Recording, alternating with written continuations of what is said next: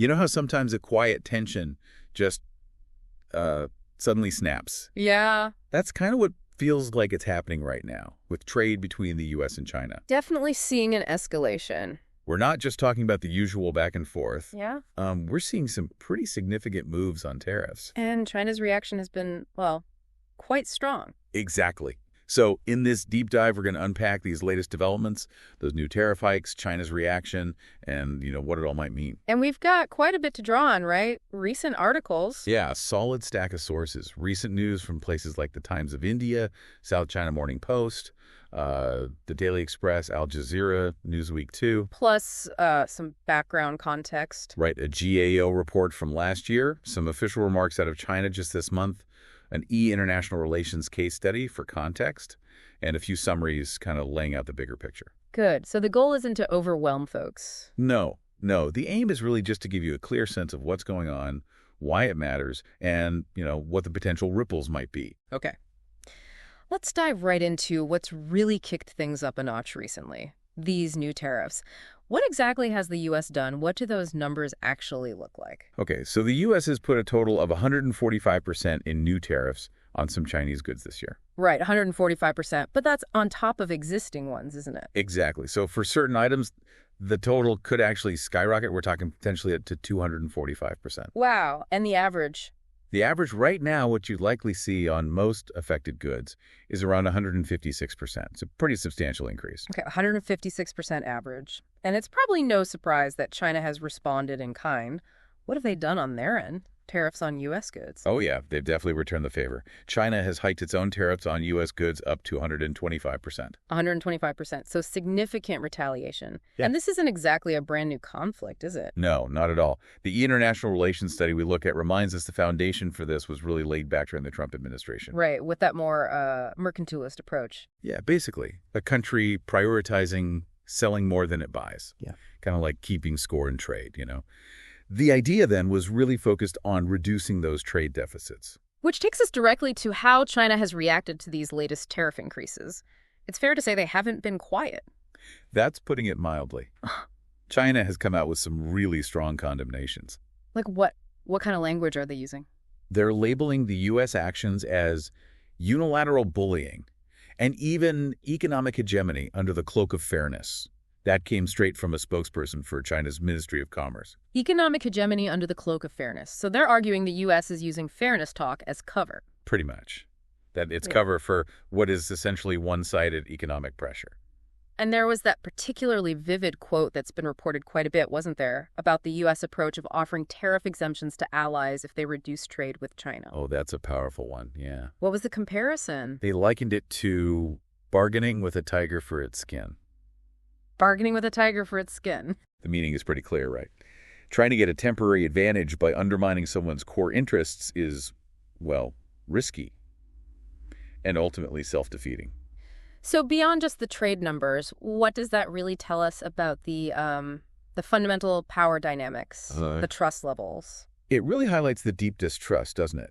And the perception that these actions are fundamentally aggressive, not just about, fair trade practices. And their response wasn't just limited to strong words, was it? Did they signal actual actions they were prepared to take? They were very explicit, stating they will firmly oppose and retaliate against any actions that harm their core national interests. Okay. They've asserted that they possess both the determination and the capability to defend their rights. So not just talk.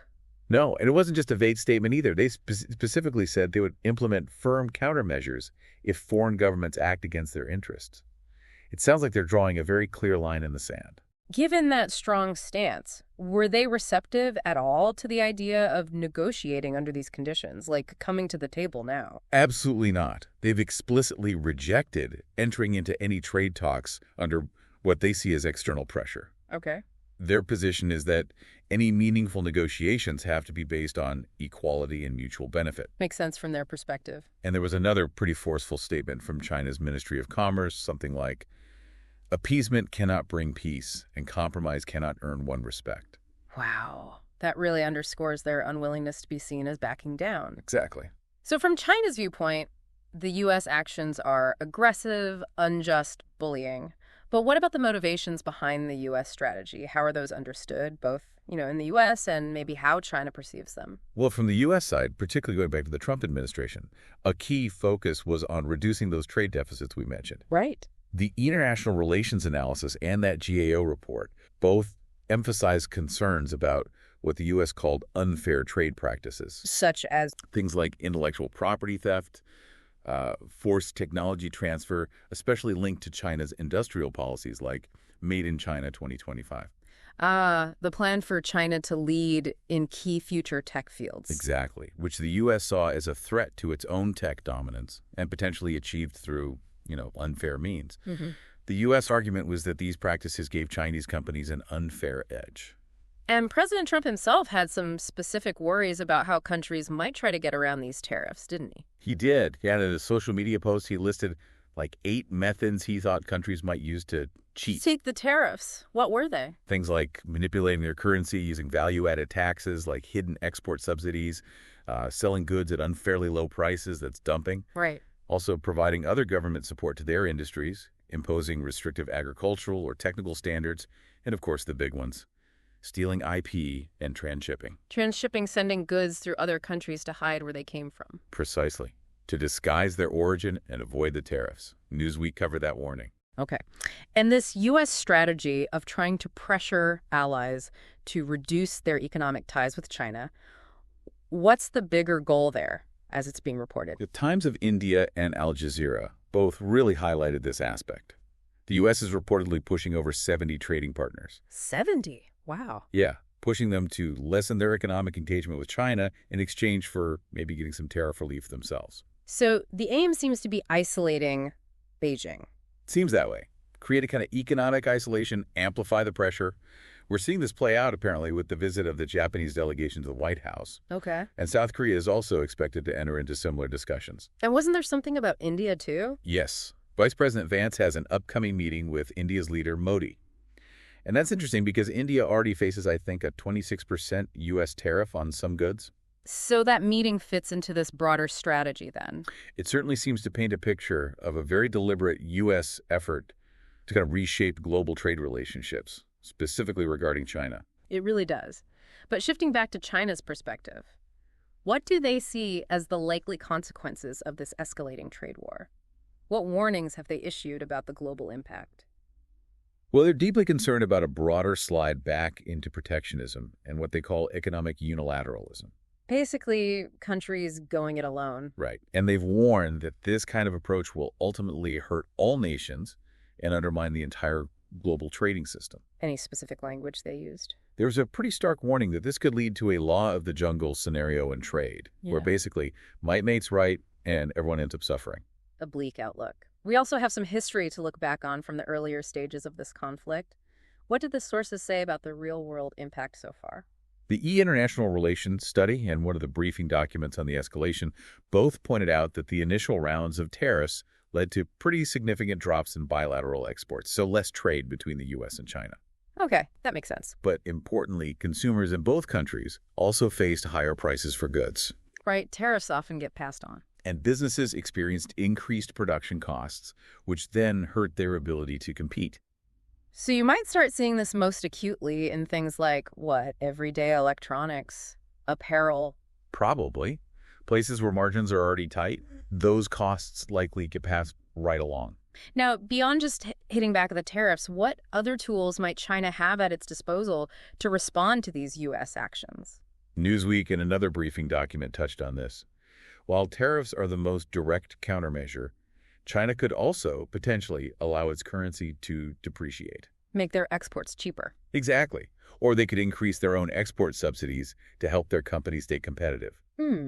There's also the possibility of dumping goods, selling them super cheap, or, like we talked about with Trump's concerns, maybe using transshipping to try and get around U.S. tariffs. So several potential countermeasures beyond just matching tariff for tariff? Seems so. Okay, so if we try to boil this down, we have these fundamentally different ways of looking at the situation.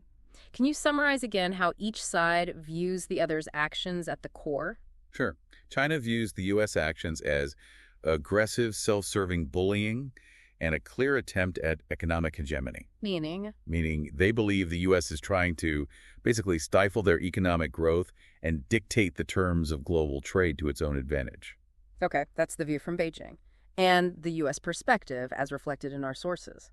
The U.S., particularly as framed during the Trump administration, sees its actions as a necessary response, a response to what it perceives as China's long-standing pattern of unfair trade practices. Like the IP theft and forced tech transfer we mentioned. Right. Their argument is that they need to protect American economic interests, national security, and technological advantages from these practices. Got it. We also had a few specific examples mentioned in the news reports that kind of illustrate these broader dynamics. Anything stand out there? Yeah, I mean, the fact that Japan and South Korea are actively seeking these tariff exemptions really underscores the widespread impact of the U.S. tariffs. Shows how other major economies are trying to navigate this. Exactly. And then you have the U.K. Chancellor, Rachel Reeves, saying it would be very foolish for the U.K. not to engage with China economically. Even while potential U.S.-UK trade talks are happening. Right. Just highlights the really complex balancing act many countries are facing now, caught between the U.S. and China. And the GAO report. Oh, yeah. The GAO reports findings on things like illicit goods, forced labor concerns, and technology theft. Those provide concrete examples of the specific issues the U.S. has been raising for years as part of its justification. Okay. So, to try and bring it all together for our listeners, what are the key takeaways? Well, first, there's been a really significant jump in the U.S.-China trade conflict with these new high tariffs. No doubt about that. Second, China's response has been forceful. They're using strong language, accusing the U.S. of coercion, and making it clear they won't be intimidated. Standing their ground. Third, there are these deep-seated, fundamental differences in how both sides see the situation.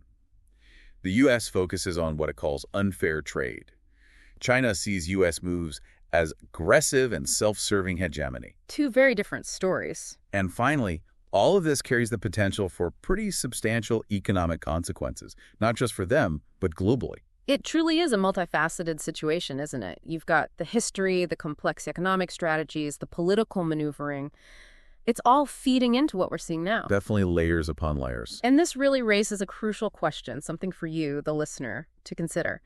Given China's stark warning about bargaining with the tiger, what might be the long-term repercussions for those countries caught in the middle? Yeah, those allies being asked to choose sides, essentially. Exactly. What might be the consequences for them? And what broader shifts might we see in global trade patterns and just international relations as a result of this escalating conflict? Definitely something to keep an eye on. If you want to explore this further, we'd really recommend following news from a diverse range of international sources. Get different perspectives. Absolutely. And try to understand the viewpoints of the various nations involved in global trade. It'll give you an even richer, more nuanced picture of this ongoing and frankly still evolving situation.